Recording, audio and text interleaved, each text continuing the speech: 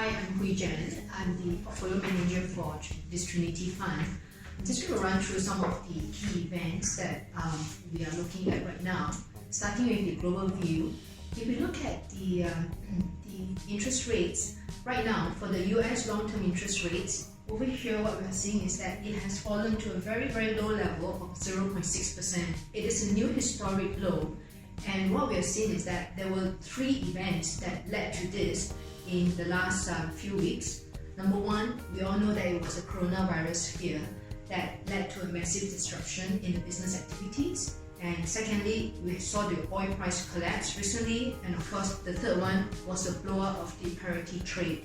And that caused a lot of forced selling from the hedge funds.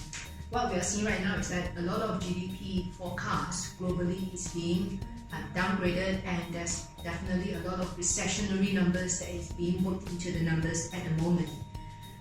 If we look at some of the slides over here, this is what we call the Global Uncertainty Index, and we have seen that spiking up to a very high level. And what was interesting about this chart is that it's even higher than the number we saw in 2008 when we had the global financial crisis. And this is just to give you an idea of how sudden this whole thing is and how major this whole event has been. And what we're asking ourselves right now, have we seen the bulk of the selling? I personally would say that yes, we have. We are looking at some estimates where we saw that about 85% of the unwinding from all the risk parity trades have basically been done. And what we are seeing as well is that recently the market has started to consolidate, and we are seeing China coming back with a bit of the factory startups. The recent purchasing numbers index from China showed that this rebound, we are kind of like getting back to a normalized level.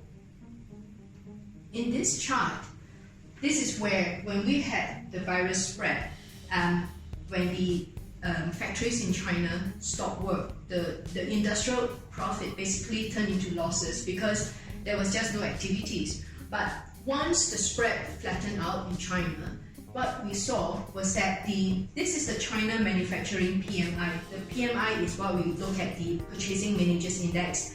It was a very sharp drop at a height of the virus, but once it came back, it basically rebounded to what we call pretty much a normalized level. It wasn't one of those economic recessions when everything just continued to go down. So we know that this is very short term, and this is something that we expect as the global economy normalizes when we see the virus spread flattening out.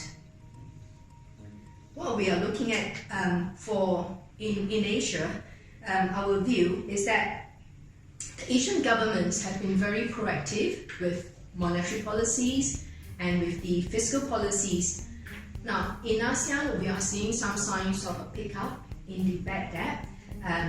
They are coming in terms of delays in payment. It is not showing up as non-performing loans yet.